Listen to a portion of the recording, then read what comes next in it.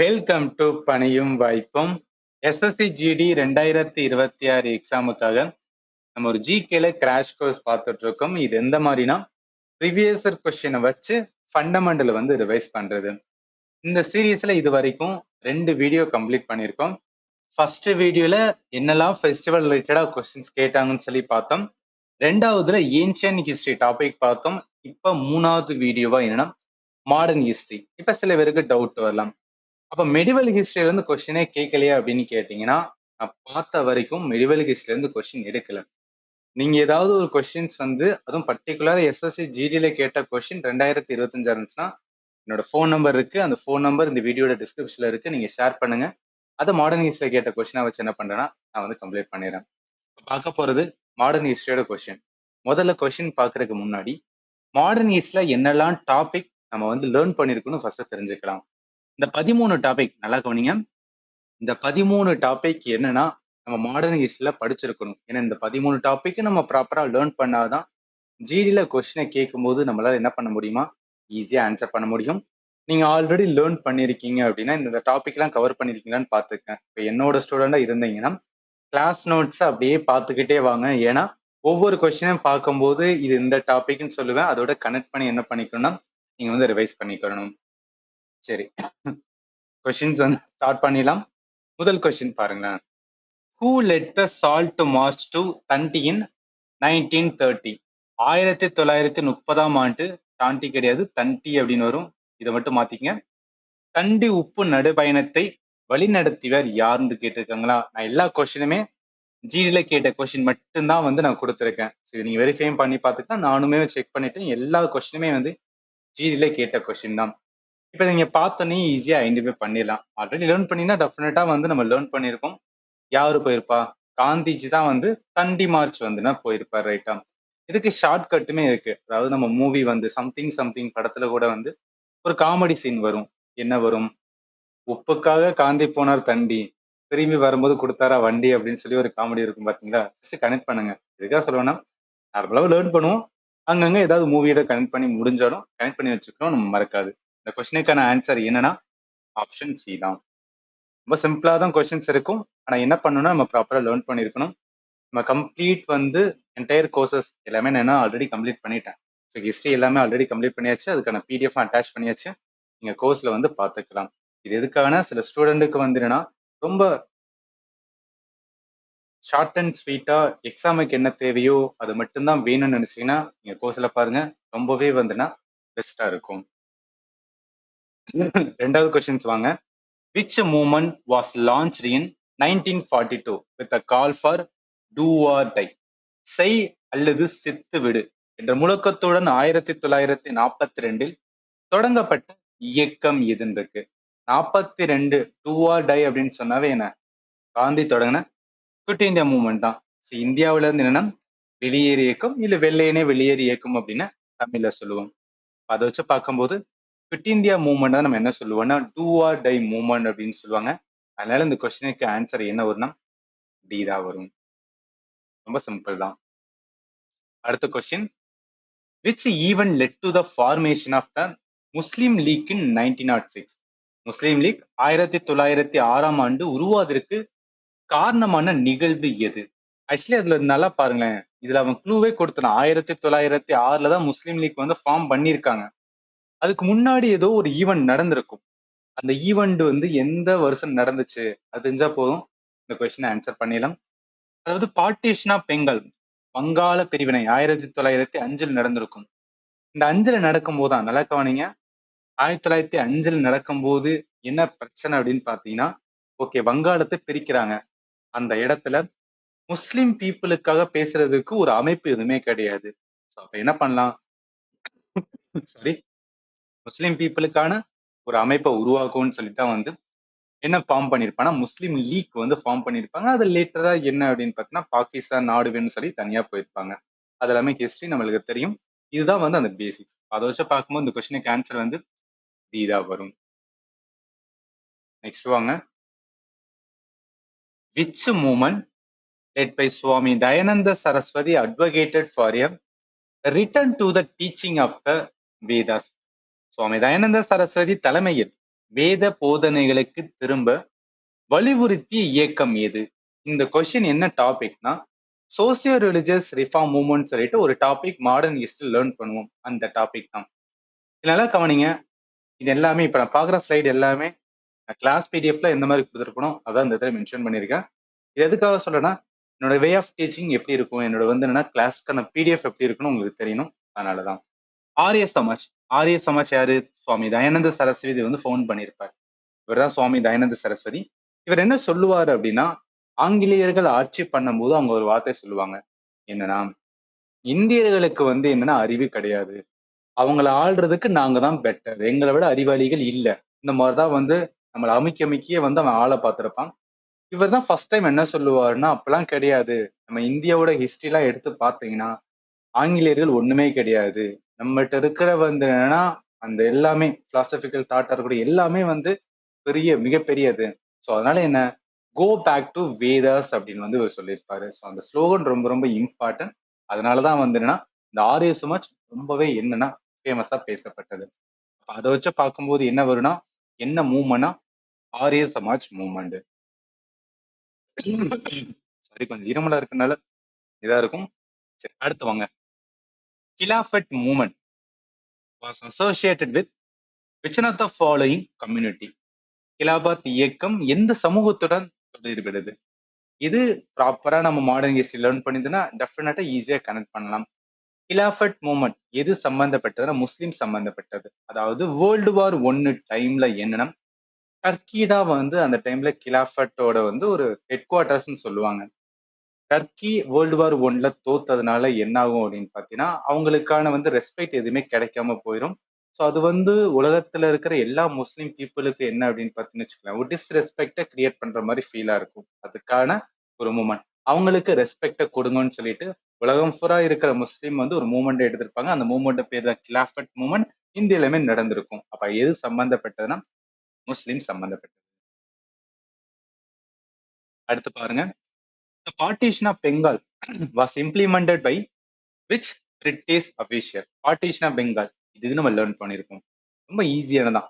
Lord கர்சனோட பாலிசின்னு கூட சொல்லுவாங்க. பார்ட்டிஷன் ஆஃப் பெங்கால் யாரோடதுன்னா லார்டு கர்சனோடது. அதனால இந்த கொஸ்டினுக்கு ஆன்சர் வந்து சீதா வரும். அடுத்து, which Indian leader known as the frontier Gandhi? எல்லை காந்தி என்று அழைக்கப்பட்ட இந்திய தலைவர் யார்? இது என்னன்னா காந்திஜி டைம்ல லேர்ன் பண்ணும்போது வந்து காந்தி ரிலேட்டடா எதெல்லாம் இருக்கோ அது எல்லாத்தையுமே லேர்ன் பண்ணிக்கணும். ரிலேட்டட் டெஃபினட்டா கொஸ்டின்ஸ் கேட்பாங்க.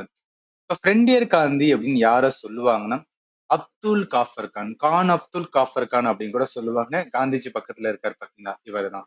இவர் ஏன் ஃபேமஸ், இவருக்கு ஏன் ஃப்ரெண்டியர் காந்தி அப்படின்னு ஒரு பேர் வந்திருக்குன்னா, காந்தியோட ஐடியாலஜி, காந்தி என்ன சொல்றாரோ அந்த ஐடியாலஜி எல்லாத்தையும் எடுத்து பஸ்தூன் ரீஜன், ஸோ பஸ்தூன்லாம் ஆப்கான் பாகிஸ்தான் அந்த ரீஜன்ல இருக்கும், அங்க என்ன பண்ணிருப்பாருன்னா ப்ரொமோட் பண்ணிருப்பாரு. ஸோ அதனால என்னன்னா இவர் ஃப்ரெண்டியர் காந்தி, ஃப்ரெண்டியர் மீன்ஸ் அதுதான் பார்டர் ஏரியா, ஸோ நார்த்தோட வந்து ஸ்டார்டிங் பாயிண்ட், அதனால ஃப்ரெண்டியர் காந்தி அப்படின்னு சொல்லுவாங்க.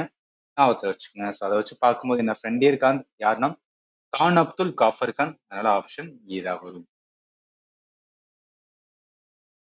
அதாவது question, in which year was the Cripps mission sent to India? Cripps தூதுக்குழு எப்ப இந்தியாவுக்கு அனுப்பியிருப்பாங்கன்னா 1942 இந்தியாவுக்கு வந்திருப்பாங்க. இவங்க எதுக்காக வருவாங்கன்னா 1939 டு 45 வரைக்கும் என்ன வேர்ல்டு வார் 2 நடக்கும். அந்த 39 ஸ்டார்ட் ஆகும் போது இந்தியா இங்கிலாந்தோட பாட்டு, இந்தியர்களோட வந்து என்ன பர்மிஷன் இல்லாம இந்தியா வந்து என்னன்னா இங்கிலாந்துக்காக போராடுவாங்க, வார்ல வந்து ஈடுபடுவாங்கன்னு சொல்லிடுவாங்க. ஸோ அந்த டைம்ல இந்தியர்கள் யாருமே என்னன்னா இந்தியாவில் இருக்க லீடர்கள் யாருமே அக்செப்ட் பண்ண மாட்டாங்க. அவங்களோட அக்செப்டன்ஸை வாங்கணும், அவங்களுக்கு ஏதாவது பண்ணணும்னு சொல்லி தான் என்னன்னா இந்த கிரிப்ஸ் மிஷனை வந்து சென்ட் பண்ணியிருப்பாங்க. அதோட வருஷம் 1942. அதனால இந்த கொஸ்டினுக்கு ஆன்சர் வந்து டி தான் வரும். அடுத்த கேள்வி, The Pune Pact of 1932 was an agreement between which two leader? பூனா ஒப்பந்தம் யார் யாருக்கு இடையே ஏற்பட்டிருக்குன்னா இது ஈஸியான கொஸ்டின் தான். அதாவது அம்பேத்கருக்கும் காந்திஜிக்கு ரிலேட்டடா வந்து என்னன்னா ஒரு ஒப்பந்தம் இருக்கும், அதுதான் பூனா பேக்ட்னு சொல்லுவாங்க. இது ஏன் நடந்திருக்கும் அப்படின்னு கேட்டீங்கன்னா, ஏன்னா ஆர்டிசி ரவுண்ட் டேபிள் கான்ஃபரன்ஸ்ல 3 கான்ஃபரன்ஸ்லையும் யார் அட்டன் பண்ணியிருப்பாருன்னா doctor B R Ambedkar attend பண்ணியிருப்பாரு. அங்க அட்டன் பண்ணி அவர் என்ன சொல்லுவாருன்னா செப்பரேட் எலக்ட்ரேட் வந்து ஷெட்யூல் காஸ்டுக்கு கொண்டு வாங்க அப்படின்னு வந்து சொல்லியிருப்பார். பட் அதுக்கு அப்போஸ் பண்ணி தான் வந்து காந்திஜி அப்படி பண்ணக்கூடாது, முஸ்லீமுக்கான செப்பரேட் எலக்ட்ரேட் கொடுத்ததுனால தான் ரொம்பவே வந்து என்னன்னா பிரிவினை உண்டாக்கப்பட்டுச்சு. இப்ப நீங்க எஸ்சி எஸ்டிக்கும் வந்து என்னன்னா அந்த மாதிரி கேட்டீங்கன்னா அதனால என்ன ஆகும்னா ஒரு தனி பிரிவு வரும். அதனால ஜாதியை ஒழிக்கவே முடியாதுன்னு சொல்லிட்டு காந்திஜி ஒரு சைடு சொல்லுவாரு. அவங்க இடையே வந்து ஒரு ஒப்பந்தம் வரும். அந்த ஒப்பந்தத்தோட பேரு தான் வந்து பூனா பேக்ட் அப்படின்னு சொல்லுது, பூனா ஒப்பந்தம்.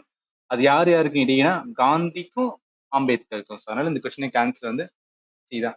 ஹிஸ்டரி பொறுத்தளவுக்கு வந்து ஒரு குரோனாலஜி ஆர்டர் அப்படியே நம்ம என்னென்ன ஒவ்வொரு வருஷம் என்ன நடக்குன்னு ஒரு ஃப்ளோ பிடிச்சாவே போதும், ஈஸியா என்ன பண்ணிடலாம்னா ஆன்சர் பண்ணிடலாம். அடுத்து பாருங்க, who was the founder of the Prarthana Samaj which promoted social reform in Maharashtra? யார் ஃபவுண்டர் கேட்டிருக்காங்க. இது என்ன சோசியல் ரிலிஜியஸ் ரிஃபார்ம் மூவ்மெண்ட்ல ஒன் ஆஃப் த மூவ்மெண்ட் தான். அதாவது பிரார்த்தன சமாஜ் 1867 ஆத்மாரும் பாண்டுராங் இவர் மகாராஷ்டிரா என்ன பண்ணியிருப்பாருன்னா இந்த மாதிரி ஒரு சபை சமாஜ் வந்து கிரியேட் பண்ணியிருப்பாரு. இது ஒரு சங்கம் மாதிரி என்ன பண்ணுவாங்க அப்படின்னா ரிஃபார்ம் மூவ்மெண்ட் பண்ணுவாங்க. ஸோ சோசியல் ரிஃபார்ம் மீன்ஸ் என்ன, எதுவும் வந்து என்ன அப்படின்னா இந்த ஈவில் ப்ராக்டிஸ் லைக் சதி அதெல்லாம் நடக்கக்கூடாது.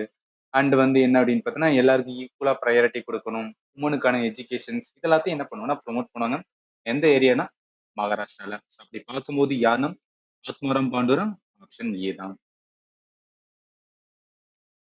அடுத்து, in which year was the Bengal partition of 1905 reversed? அதாவது பெங்கால் பிரிவினை நடந்துச்சு 1905. அது எந்த ஆண்டு ரத்து செய்யப்பட்டதுன்னா நிறைய ஸ்டோர் என்ன பண்ணுவாங்கன்னா ஓகே 1905 நடந்தது, ஒரு 2 வருஷம் 1907 வந்து ரிவர்ஸ் பண்ணான்னு கேட்டீங்கன்னா டெஃபினட்டா கிடையாது. 1911 தான் என்ன பண்ணிருப்பான்னு வச்சுக்கலாம், அதை வந்து என்ன ரிவர்ஸ் பண்ணிருப்பாங்க. அதுவும் எப்பனா டெல்லி தர்பார் அப்படின்னு வந்து ஒண்ணு கண்டக்ட் பண்ணிருப்பாங்க. டெல்லி தர்பார் மீன்ஸ் வந்து என்னன்னா ஒரு வைஸ்ராய் அங்க இருந்து என்னன்னா இங்கிலாந்துல வந்திருப்பாரு. அவருக்கு வந்து என்னன்னா ரொம்ப ஆடம்பரமா செலவு பண்ணி வரவேற்றிருப்போம். அது பேர் தான் டெல்லி தர்பார் சொல்லுவாங்க. அந்த டைம்ல தான் என்ன அப்படின்னு பாத்தீங்கன்னு வச்சுக்கலாம், என்னன்னா இந்த பெங்காலை வந்து விட்டுட்டு கேபிட்டல் என்ன ஆகும்னா ஷிஃப்ட் ஆகும். எங்கன்னா கல்கத்தால இருந்து டெல்லிக்கு வந்து ஷிஃப்ட் ஆகும் 1912. அதுதான் வந்து என்னன்னா அந்த எண்டு அப்படின்னு கூட சொல்லுவாங்க. பார்ட்டிஷனோட வந்து என்னன்னா ரத்து செய்தல் அப்படின்னு சொல்றது. அதை வச்சு பார்க்கும்போது என்னன்னா இந்த கொஸ்டினுக்கு ஆன்சர் 1911 ஆப்ஷன் சி தான் வரும். அடுத்து, who was the British governor general during the revolt of 1857? இது என்னன்னா பிரிட்டிஷோட ஆக்ட் அப்படின்னு சொல்லிட்டு ஒரு டாபிக் இருக்கும், அதுல நம்ம லேர்ன் பண்ணிருக்கோம். 1857 என்ன இருக்கும், ரிவோல்ட் நடக்கும் ரைட்டா. ஸோ அந்த டைம்ல அந்த ரிவல்ட் முடிச்சோன்னே என்ன 1858 ஒரு ஆக்ட் வந்து கிரியேட் பண்ணுவாங்க. அந்த ஆக்ட் படி ஃபர்ஸ்ட் வைஸ்ராய் அப்படின்னு சொல்லுவாங்க. அது யாருன்னா லார்டு கேனிங். இவர் தான் 1857 வந்து இருந்திருப்பாரு. அதை வச்சு பார்க்கும்போது யார் இருப்பாருன்னா லார்டு கேனிங் தான் வந்து ரிவல்ட் டைம்லயும் சரி ரிவல்ட் முடிஞ்சு அந்த ஆக்ட் வரும்போதும் சரி யார் இருப்பாருன்னா வைஸ்ராய். அதுக்கு முன்னாடி அவர் வந்து பிரிட்டிஷோட கவர்னர் ஜெனரலா இருந்திருப்பாரு. அதனால இந்த கொஸ்டினுக்கு ஆன்சர் சி தான். அடுத்து, August offer of 1940 was made by which British government official? August offer எது சம்பந்தப்பட்டதுன்னா இதுக்குமே வேர்ல்டு வார் 2 அந்த டைம் பீரியட் தான். 39ல இருந்து என்ன அப்படின்னு பார்த்தோன்னா பிரிட்டிஷ் இங்கிலாந்து இந்தியர்களோட வந்து அக்செப்டன்ஸ் வாங்குறதுக்காக, அதாவது வேர்ல்டு வார் 2ல பார்ட்டிசிபேட் ஆகிறதுக்கு நிறைய பேர் வந்து உள்ள வர்றதுக்காக நிறைய வந்து ஸ்டெப்ஸ் எடுத்திருப்பாங்க. அதுல ஒன் ஆஃப் த ஸ்டெப் வந்து ஆகஸ்ட் ஆஃபர்னு சொல்லுவாங்க. ஆகஸ்ட் ஆஃபர்னா ஒண்ணும் கிடையாது. இல்ல என்னன்னா வைஸ்ராய் லித்தன்கோ. ஸோ வைஸ்ராய் லித்தன்கோ என்ன பண்ணிருப்பானா சில ப்ரொபோசல் வந்து சொல்லியிருப்பாரு. அந்த ப்ரொபோசலுக்கு பேர் தான் வந்து ஆகஸ்ட் ஆஃபர். அதுல என்ன சொல்லியிருப்பாரு, இந்த மாதிரி வந்து வேர்ல்டு வார் 2ல எங்களுக்கு வந்து சப்போர்ட் பண்ணுங்க, எங்க கூட வந்து பார்ட்டிசிபேட் பண்ணுங்க. அப்படி பண்ணீங்க அப்படின்னு பார்த்தீங்கன்னா உங்களுக்கு தேவையானதை வந்து டொமினியன் ஸ்டேட்டஸ் இந்த மாதிரி வந்து நாங்க கொடுப்போம்னு சொல்லி இவர் வந்து மென்ஷன் பண்ணியிருப்பாரு. அதனாலதான் என்ன அப்படின்னு பார்த்தீங்கன்னு வச்சுக்கலாம் இந்த கொஸ்டின்ஸ் எடுத்திருக்காங்க. யாரு வந்து இந்த ப்ரொபோசல் கொடுத்திருப்பாருன்னா லார்டு லித்தன்கோ தான் வந்து கொடுத்திருப்பாரு. அதனால இந்த கொஸ்டினுக்கு ஆன்சர் சி வரும். அடுத்து, which group was formed in 1919 to support the Khilafat movement and strengthen the Hindu Muslim unity? Actually என்ன கிலாஃபட் மூவ்மெண்ட்டுக்காக உருவாக்கப்பட்டது கிலாஃபட் கமிட்டி இருக்கும். இந்த கமிட்டி தான் என்ன பண்ணுவாங்கன்னா இந்து முஸ்லீம் யூனிட்டியை ப்ரொமோட் பண்றதுக்கு பர்டிகுலரா 1919 என்ன பண்ணிருப்பான்னு வச்சுக்கலாம் அந்த குரூப்பாவே ஃபார்ம் பண்ணிருப்பாங்க. அதனால இந்த கொஸ்டினுக்கு ஆன்சர் வந்து சி தான் வரும். ஆல் இந்தியா முஸ்லீம் லீக், இந்தியன் நேஷனல் காங்கிரஸ் இதெல்லாமே என்ன அப்படின்னு பார்த்து வச்சுக்கலாம் ஒரு மிகப்பெரிய வந்து அமைப்பு தான். பட் கிலாஃபட் மூவ்மெண்ட்ல அந்த இந்து முஸ்லீம் யூனிட்டி யார் உருவாயிருப்பான்னு அதுக்கான ஒரு குரூப் இருக்கும். அந்த குரூப்போட பேரு கிலாஃபட் கமிட்டி. அடுத்து Azad Hindu Fauj was reorganized by Swasandra Bose in which country? Actually, Indian national ஆர்மியை யாரு உருவாக்கியிருப்பா? நல்லா கவனிங்க. இந்தியன் நேஷனல் ஆர்மியை யாரு உருவாக்கியிருப்பானா மோகன் சிங் 1942 சிங்கப்பூர்ல என்ன பண்ணியிருப்பாருன்னா ஃபவுண்ட் பண்ணியிருப்பாரு. நெக்ஸ்ட் லீடர் யாருன்னா சுபாஷ் சந்திர போஸ். சுபாஷ் சந்திர போஸ் தான் ரீஆர்கனைஸ் பண்ணியிருப்பாரு. அது வந்து என்னன்னா ஆர்மியோட வந்துன்னா அந்த கெப்பாசிட்டி லெவலுக்கு வந்து சேஞ்ச் பண்ணியிருப்பாரு. அவரும் இங்கதான் பண்ணியிருப்பாருன்னா சிங்கப்பூர்ல தான் பண்ணியிருப்பாரு. ஸோ அதை வச்சு பார்க்கும்போது எது வரும்னா ஆப்ஷன் பி தான் வரும். அடுத்து, who was the British Prime Minister when India gained independence in 1947? அதாவது 1947 இந்தியாவுக்கான இண்டிபெண்டன்ஸ் கிடைக்கிறதுக்கு முக்கியமான ரீசனே வந்து அந்த பிரிட்டிஷ் பிரைம் மினிஸ்டர் சொல்லுவாங்க. அது யாரா இருந்திருப்பா அப்படின்னு பார்த்தீங்கன்னு வச்சுக்கலாம், கிளெமண்ட் அட்லி. ஸோ கிளெமண்ட் அட்லி தான் வந்து என்னன்னா இந்த கேபினட் மிஷன் பிளானையும் சென்ட் பண்ணியிருப்பாரு பிரைம் மினிஸ்டர் ஆஃப் பிரிட்டன் 1946 டைம்ல. ஸோ அவர் தான் என்னன்னா இதுக்கு மேல இந்தியாவை நம்மளால வந்து ஆட்சி பண்ண முடியாது, அவங்களுக்கான சுதந்திரத்தை கொடுக்கணும்னு சொல்லிட்டு அந்த சுதந்திரத்தை கொடுக்கறதுக்கு என்னெல்லாம் வந்து ஸ்டெப்ஸ் இருக்கு எல்லாத்தையும் பார்த்து நீங்க பண்ணுங்கன்னு சொல்லி கேபினட் மிஷன் பிளானை சென்ட் பண்ணியிருப்பாரு. ஸோ அதை வச்சு பார்க்கும்போது யாரு வருவானா கிளெமண்ட் அட்லி எங்க இருக்கானா ஆப்ஷன் சி. அடுத்து, who was the founder of the Tattva Bodhini Sabha reformist movement in Bengal? Tattva Bodhini சபாவை நிறுவியவர் யாருன்னு சொல்லிட்டு இந்த கொஸ்டின்ஸ் வந்து கேட்டிருக்காங்க. தத்வ போதினி சபா இதுவுமே ப்ராப்பரா நம்ம லேர்ன் பண்ணியிருப்போம். ஸோ தத்வ போதினி சபா 1839 தேவேந்திரநாத் தாவு தான் என்ன பண்ணியிருப்பாருன்னா இந்த மாதிரி ஒரு சபையை வந்து உருவாக்கியிருப்பாரு. இதன் மூலம் அவங்க என்ன பண்ணுவாங்க அப்படின்னு பார்த்தீங்கன்னு வச்சுக்கலாம், இந்தியால என்னெல்லாம் வந்து நம்ம ஸ்டெப் எடுக்கணும், எப்படி ஒரு பிரிட்டிஷ் வந்து அவன் எஜுகேஷன்ஸ் வெஸ்டர்ன் எஜுகேஷன்ல ரொம்ப இதா இருக்கணும் அது அளவுக்கு நம்மளும் வந்து வரணும்னு சொல்லிட்டு நிறைய என்ன பண்ணிருப்பான்னு வச்சுக்கலாம், ரிஃபார்ம் மூவ்மெண்ட் எல்லாமே வந்து ஸ்டார்ட் பண்ணியிருப்பாங்க. ஸோ அதை வச்சு பார்க்கும்போது யாருன்னா தேவேந்திரநாத் தாகூர் ஆப்ஷன் ஏ தான் வரும். ரொம்ப ஃபேக்சுவலா இருக்கிற மாதிரி தான் இருக்கும், பட் இருந்தாலும் என்னன்னா நம்ம தெரிஞ்சுதான் இருக்கணும். அடுத்து, in which year did Bhimrao Ramji Ambedkar lead the மகத் சத்தியாகிரகா? பீமாராவ் ராம்ஜி அம்பேத்கர் மகத் சத்தியாகிரகத்தை எந்த ஆண்டில் வழி நடத்தினார்? ஆக்சுவலி தலித் மூவ்மெண்ட்டுக்கான ஒரு இம்பார்ட்டன்ட் என்ன சொல்லுவாங்கன்னா அந்த மகத் சத்தியாகிரகம் சொல்லுவாங்க. பி.ஆர். அம்பேத்கர் நடத்திருப்பாரு. அதுக்கான வருஷத்தை வந்து கேட்டிருக்காங்க. இது இந்தியன் ஹிஸ்டரியில ரொம்ப ரொம்ப இம்பார்ட்டன்ட் ஆனது. அதாவது 1927 என்ன அப்படின்னு பார்த்தீங்கன்னா வச்சுக்கோங்க, சத்தியாகிரகத்தை வந்து என்னன்னா எங்கன்னா மகத் வந்து ஒரு பிளேஸ், அது மகாராஷ்டிரால இருக்கும்.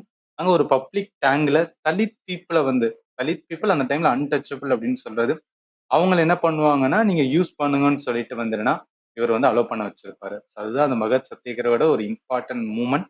அதை பேஸா வச்சு வந்து என்னன்னா கேட்டிருக்காங்க. எந்த வருஷம்? 1927 ஆப்ஷன் டி தான் வரும். அடுத்து, who led the Aligarh movement to modernize education for Muslim in India?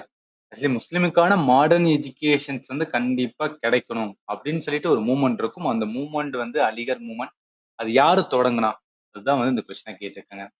இது வந்து யாருன்னா சயீத் அகமது கான். எந்த வருஷம்னா 1875 ஆங்கிலோ ஓரியண்டல் காலேஜ் வந்து எஸ்டாப்ளிஷ் பண்ணியிருப்பாரு. Mohammedan Anglo oriental college later அதுதான் வந்து அலிகர் முஸ்லீம் யூனிவர்சிட்டியா மாறி இருக்கும். அப்ப அதை வச்சு பார்க்கும்போது இந்த கொஸ்டினுக்கு ஆன்சர் எது வரும்னா சயீத் அகமது கான் ஆப்ஷன் வந்து இதா வரும். அடுத்து, which act introduced in 1861 established a legal framework for the governance of British India? 1861 ஆண்டு அறிமுகப்படுத்தப்பட்டு பிரிட்டிஷ் இந்தியாவின் ஆட்சி நிர்வாகத்திற்கான சட்ட அமைப்பை உருவாக்கிய சட்டம் எதுன்னு கேக்குறாங்க. இந்த இடத்துல என்னன்னா 1861 ஒரு ஒரு ஆக்ட் கொண்டு வந்தாங்க. அந்த ஆக்டோட பேர் என்ன அப்படின்னா வந்து கேட்டிருக்காங்க. அப்ப இதை தெரியும்னா முதல்ல பிரிட்டிஷ் டைம்ல என்னெல்லாம் ஆக்ட் பாஸ் பண்ணாங்கன்னு தெரியணும், அதோட நேம் தெரியணும், ரைட்டா?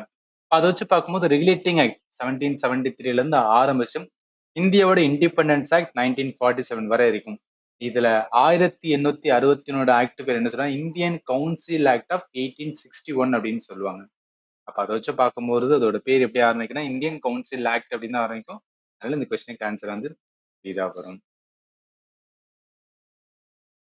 அடுத்து, the Indian Associations founded in 1876 was established by. இது என்ன டாபிக்னா காங்கிரஸ் ஃபார்ம் ஆகிறதுக்கு முன்னாடி நிறைய அசோசியேஷன் இருக்கும். அதை வச்சு வந்து கேட்டிருக்காங்க. இதுல இருந்து ஆன்சர் என்னன்னா இந்தியன் நேஷனல் அசோசியேஷன் 1876ல யாருன்னா 2 பேர். சுரேந்திரநாத் பானர்ஜி, இன்னொன்னு ஆனந்த் மோகன் போஸ். இந்த 2 பேரும் சேர்ந்தா என்னன்னா இந்திய தேசிய சங்கத்தை வந்து ஃபார்ம் பண்ணியிருப்பாங்க. ஸோ அதனால என்ன வரும்னா சுரேந்திரநாத் பானர்ஜி, ஆனந்த் மோகன் போஸ். ஆப்ஷன் ஏல இருக்கு. அடுத்து, which organizations was formed by Dr. B.R. Ambedkar to promote the rights of Dalit? Dalit மக்களின் உரிமைகளை மேம்படுத்த டாக்டர் பி.ஆர். அம்பேத்கர் அமைத்த அமைப்பு எது அப்படின்னு கேக்குறாங்க. பி.ஆர். அம்பேத்கர் அப்படின்னு வந்தாவே தலித்துக்கான வந்து லீடர் அப்படின்னு தான் சொல்லுவோம். அவரு தலித்துக்கான ரைட்ஸை வந்து ப்ரொமோட் பண்றதுக்காக உருவாக்கப்பட்ட அந்த சபை பேர் என்னன்னா பகிஷ்கிருத் ஹிதாரணி சபா அப்படின்னு வந்து சொல்லுவாங்க. இதை வச்சு பார்க்கும்போது இந்த கொஸ்டினுக்கு ஆன்சர் என்ன வரும்? பகிஷ்கிருத் ஹிதாரணி சபா. ஆப்ஷன் பி தான் வரும். அடுத்து, who was the first president of the All India Muslim League founded in 1906? 1906 தான் முஸ்லீம் லீக் ஃபவுண்ட் பண்ணாங்க. போன இதுக்கு முன்னாடி பார்த்த கொஸ்டின்ல பார்த்தோம். இப்ப அதோட ஃபர்ஸ்ட் பிரசிடென்ட் யாரு அப்படின்னு வந்து கேட்டிருக்காங்க. அதோட முதல் தலைவர் யாராக இருந்தாருன்னு நம்மளுக்கு தெரிஞ்சிருக்கணும். இந்த கொஸ்டின்லாம் பாருங்களேன். அதாவது மாடர்ன் ஹிஸ்டரி மெஜாரிட்டி கொஸ்டின்ஸ் என்னன்னா ஒரு அமைப்பை வச்சுதான் வந்து ஜிடில கேட்கறாங்க. ஸோ அமைப்பு ரிலேட்டடா என்ன பண்ணிக்கணும், நம்ம நல்லா வந்து லேர்ன் பண்ணிக்கணும். இந்த கொஸ்டினுக்கு ஆன்சர், அதாவது முஸ்லீம் லீக்கோட ஃபார்மேஷன் பொறுத்தளவுக்கு 1906ல ஃபார்ம் பண்ணியிருப்பாங்க. முக்கியமான யாரா இருப்பாருன்னா நவாப் சார் ஹவாஜா சலீமுல்லா கான். இவர் தான் வந்து இம்பார்ட்டன்ட் ரோல் பிளே பண்ணியிருப்பாரு.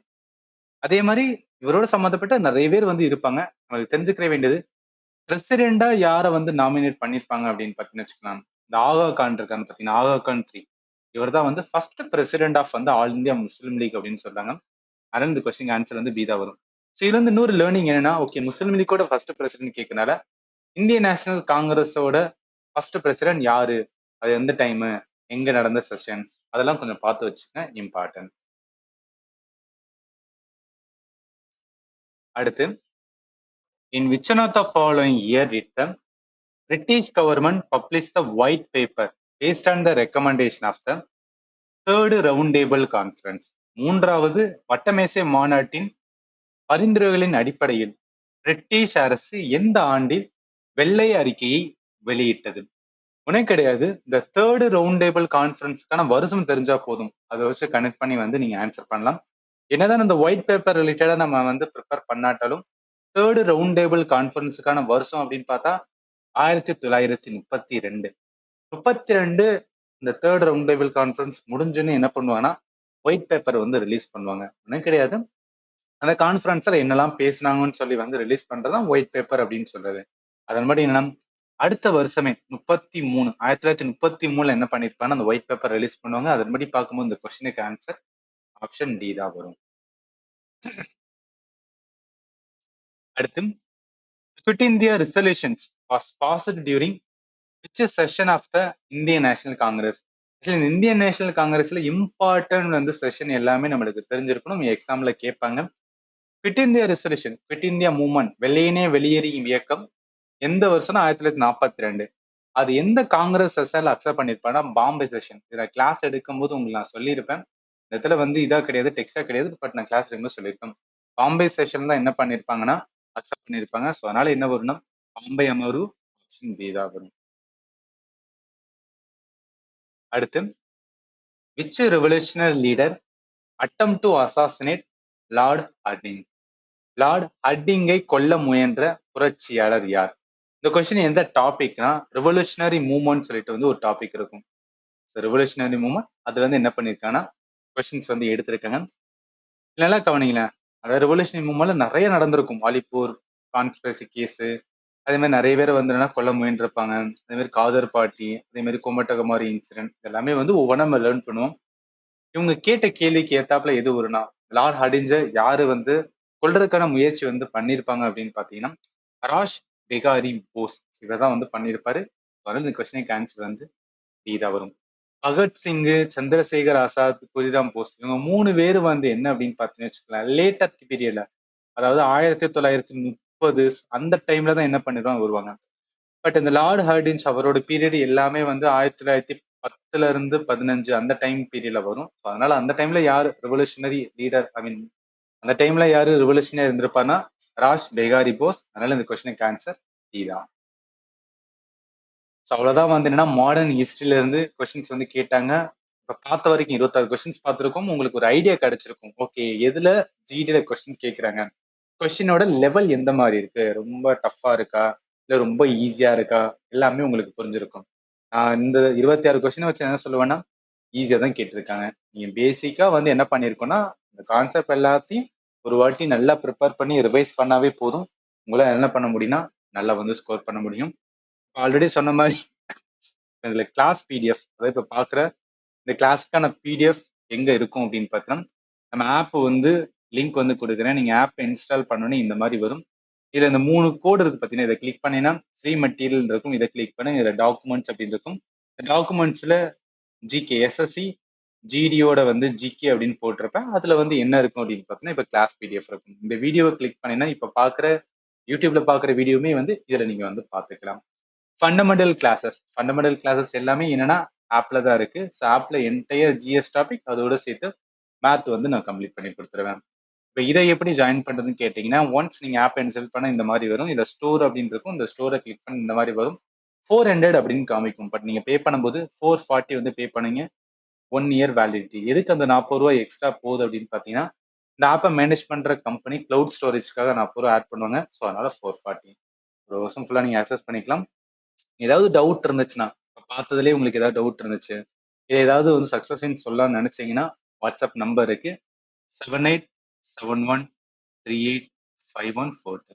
இண்டிவிஜுவல் லெவலில் நான் எல்லாருமே என்ன பண்ணிட்டு இருக்கேன், நான் கைட் பண்ணிட்டு இருக்கேன். ஸோ உங்களுக்கு ஒரு கைடன்ஸ் வேணும், எனக்கு ஒரு டைம் டேபிள் மாதிரி வந்து ஷெடியூல் பண்ணி கொடுங்க சார், இந்த மாதிரி ஏதாவது டவுட் உங்களுக்கு வந்துச்சுன்னா நீங்க கேளுங்க, கண்டிப்பா உங்களுக்கு ஆன்சர் பண்றேன். ஆல்ரெடி மேத்ஸ் சீரியஸ் ஆல்மோஸ்ட் முடிக்க போறோம். ஸோ அது பார்க்காட்டாலும் அதுக்கான வீடியோட லிங்க்குமே பிளேலிஸ்டா இந்த வீடியோ டிஸ்கிரிப்ஷன்ல கொடுத்துருக்கேன். நீங்க வந்து செக் பண்ணி பார்த்துக்கலாம். கிளாஸஸ் எப்படி இருந்துச்சு, உங்களுக்கு யூஸ்ஃபுல்லா இருந்துச்சா இல்லையான்னு சொல்லிட்டு இந்த வீடியோல கமெண்ட்ல சொல்லுங்க. அண்ட் ஃபைனலி தேங்க்யூ ஃபார் வாட்சிங் and have a nice day.